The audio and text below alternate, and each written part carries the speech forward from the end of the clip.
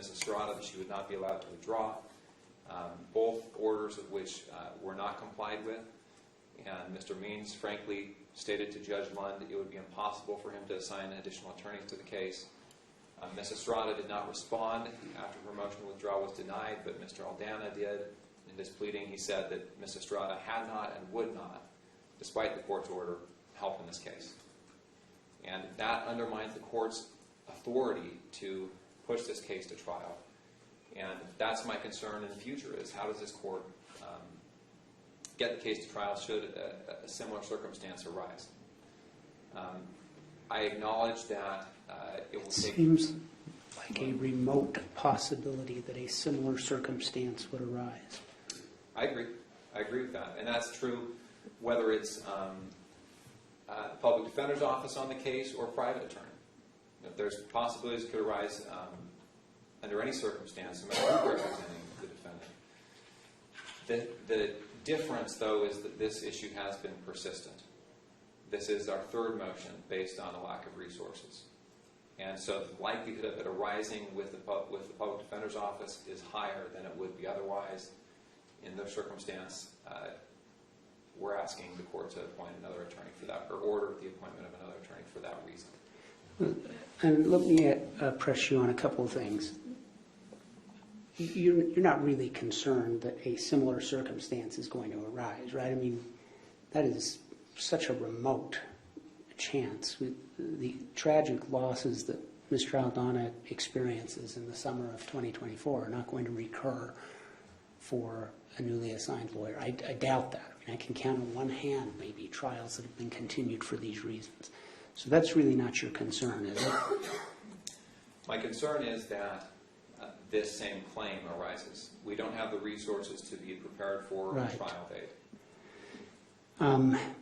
The second question I have for you, and I just don't know much about the nature of the contracts into which the county is entered for conflict counsel. One concern that I have about the briefing is there is so little case authority and legal analysis of Rules 1.1 and 1.3 in the briefing. I don't think that a lack of resources gives rise to professional conflicts of interest. I mean, there's no case citations to help me in that regard. And without a finding of an actual conflict of interest, I don't know if those conflict contracts are even implicated, where a lawyer outside of the association has a contractual duty to engage in the representation. And if that's the case, what guarantee do I have from the county that the newly appointed lawyer will be paid?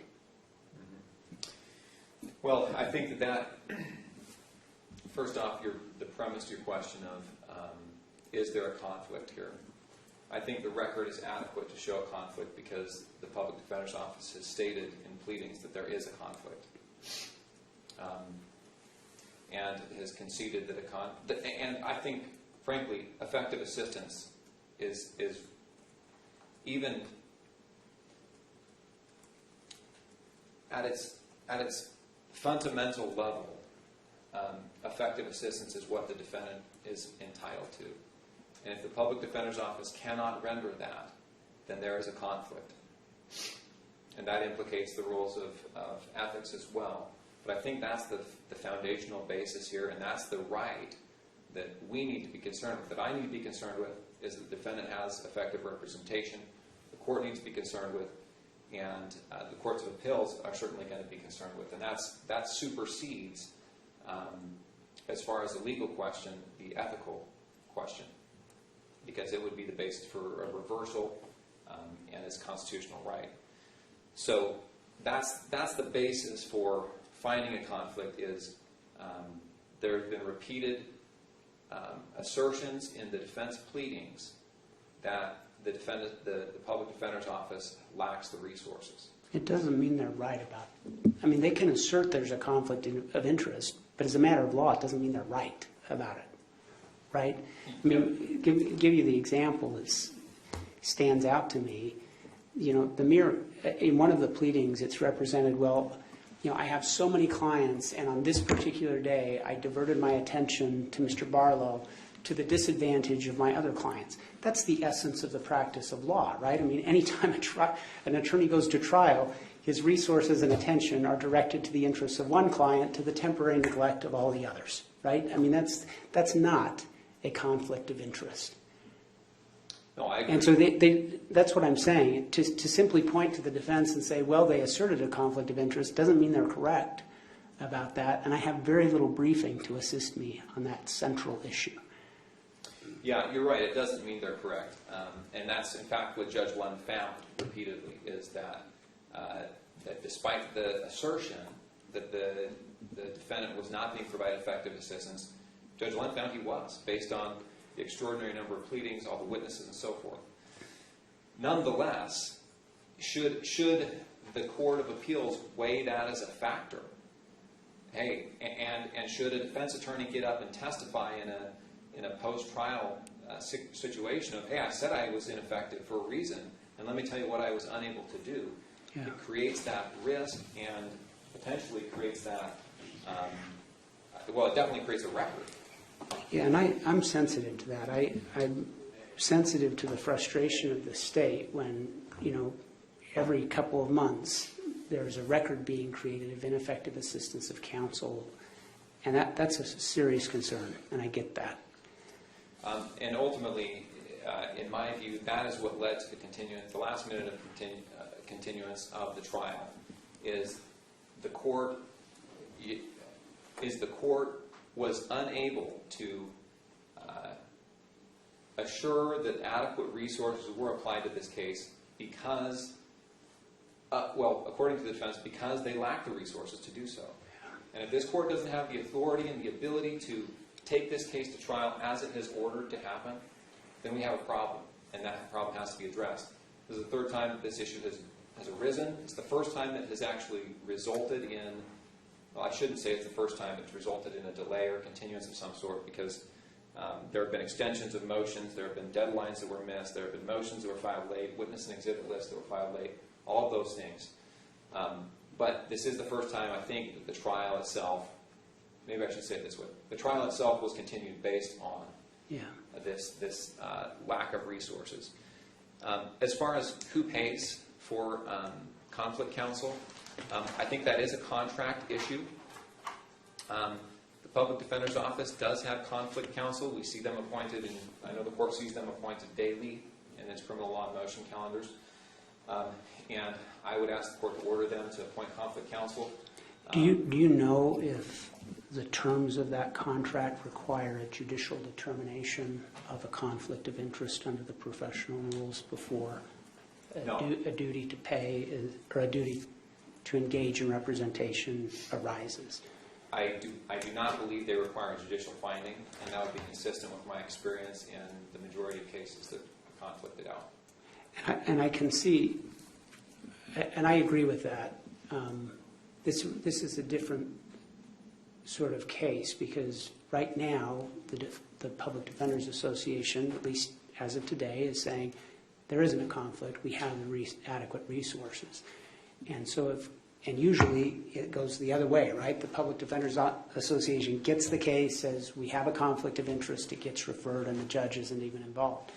But it would seem to me that this is different, and my order that conflict counsel be appointed doesn't create a duty on the part of a conflict attorney outside the scope of what he or she agreed to. And that's my concern. Without a finding of a conflict of interest, what contractual duty does conflict counsel have to take the case? And who will pay that person? Yeah, I think that the contractual duty that the conflict counsel has is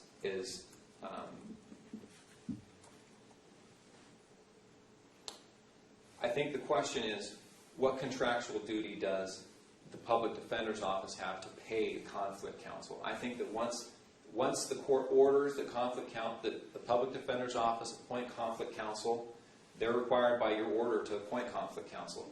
Who pays?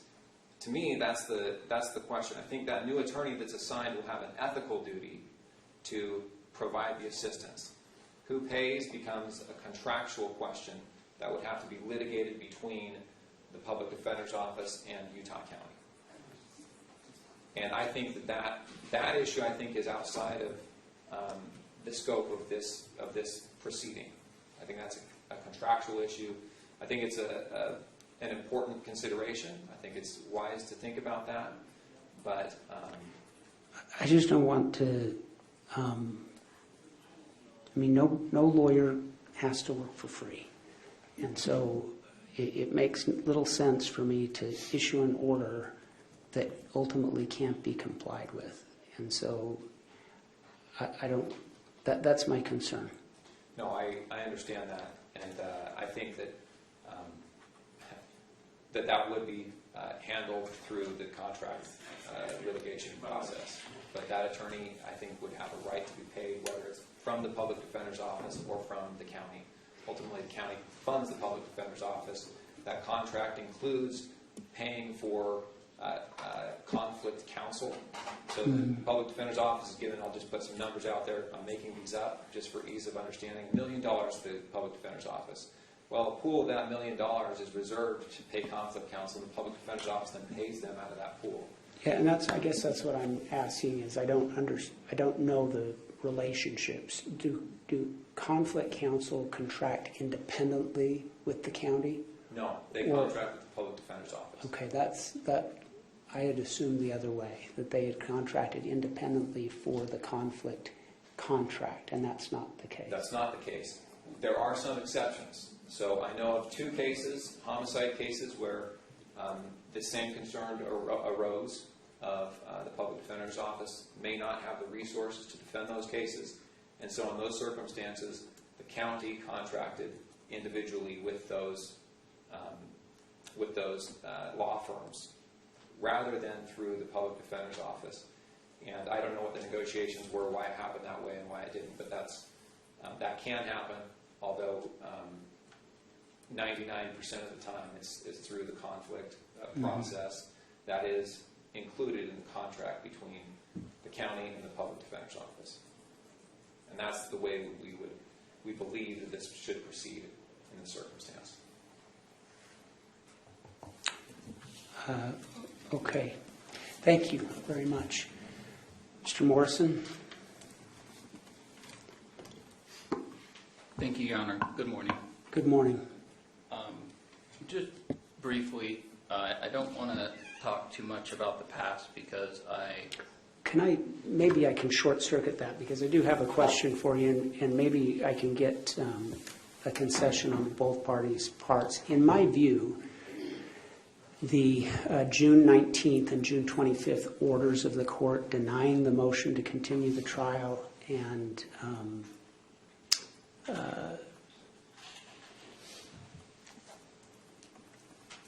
denying the second motion to appoint conflict counsel. Those orders, in each of those orders, the previously assigned judge determined that the Public Defenders Association had provided effective assistance of counsel and did have the resources necessary to represent the defendant. And so it seems to me that those are the law of the case to that date in time. And any conflict of interest that might warrant the appointment of conflict counsel would have arisen necessarily, as a matter of law, would have to arise after those dates. Do you agree with that? yes. Do you agree with that?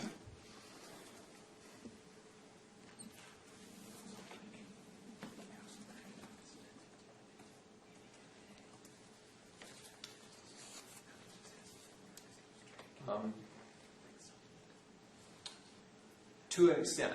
The extent is that backdrop is important for future determinations. Sure. I understand that there's a history that I would look at, but in the end, that determination has been made, and so I'm not going to revisit that. Yeah, I agree with that, but I don't think that all future conduct should be viewed in isolation without considering that history. Sure, and I understand that perspective. Okay. So, and I've read the history. I've read I've read every order issued by the previously signed judge. I've read the entire docket. I understand what it is that's happened. Thank you, Your Honor. Then I'll actually be pretty brief, Your Honor. Frankly, I think at this point, any issue is moot because our office, as I've laid out in the opposition, our office is asserting we have the resources. And in fact, we've had the resources. The issue was not a resource issue as far as is concerned of the prior court's order to plus up the trial team, right? That wasn't a resource issue. We were fully staffed. Our attorneys had full caseloads, exactly as they should. The difference, the fundamental difference between a public defender's caseload and the state's caseload is that every single one of our cases has a client attached to it. And we owe a duty to those clients, every single one. And they are the final arbiter. Regardless of how I consider a case should move forward or should proceed, I can only advise or recommend, and they make the final call. But our office today is ready to set new trial dates. I've already indicated as much to the state before today. We're ready to move forward. I'm ready to move forward, and our office is ready. We can set trial dates. So at this point, I'm not worried too much about any discovery issues. By and large, those all appear to have been resolved by prior counsel. Additionally, all of the concerns raised by the state today deal with Mr. Barlow's prior assigned attorneys. A new attorney has already been assigned to the case. That's me. Neither Mr. O'Donnell or Mrs. Flowerday are no longer assigned to the case. Mrs. Flowerday has moved on, accepted the position outside her office. Does that moot your arguments about continuity of counsel? Her departure?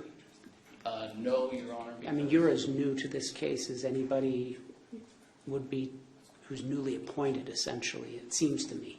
Correct, with the exception that it, number one, remains in our office.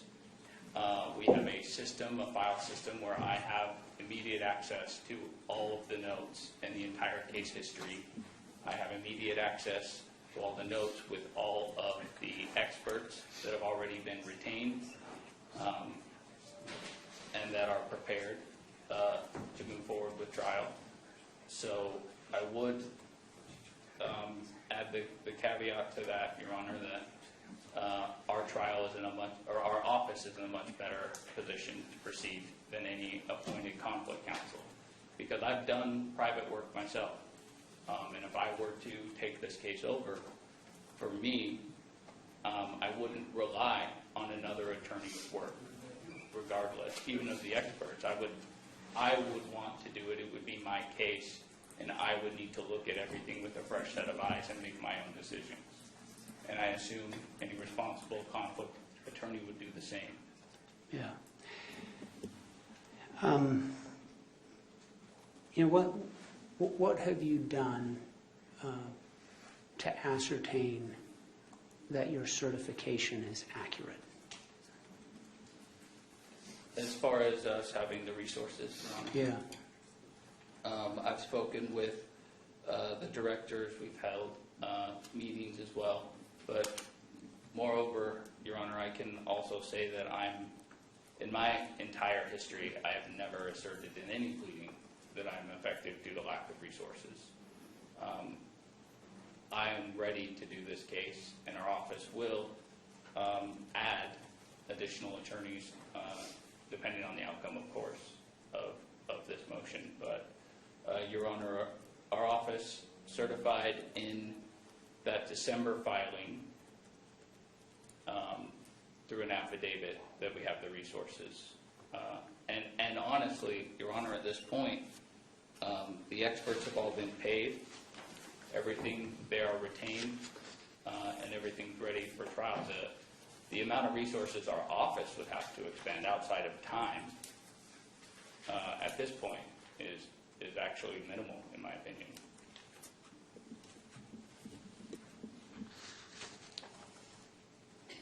You would understand, in light of Mr. Aldana's statements in May of 2024, the state has reasonable skepticism about the December certification. And it reminds me, when I was just starting practicing law as a prosecutor in St. George, I remember being in front of a judge, and a public defender was there, and they were talking about trial dates having to be set. And, you know, the public defender pushes back to the judge. He says, I want this trial date set soon. And he said, you know what? I'm the lawyer on those 3 cases scheduled for the same day, and they're all felonies, serious felonies, and I can't be effective and prepare for 3 trials at one time. And I remember as a young lawyer saying, that is exactly right? There is no way one person could actually be prepared to try 3 cases on the same days. But that seems something very different than simply asserting, I can't do this because I'm unhappy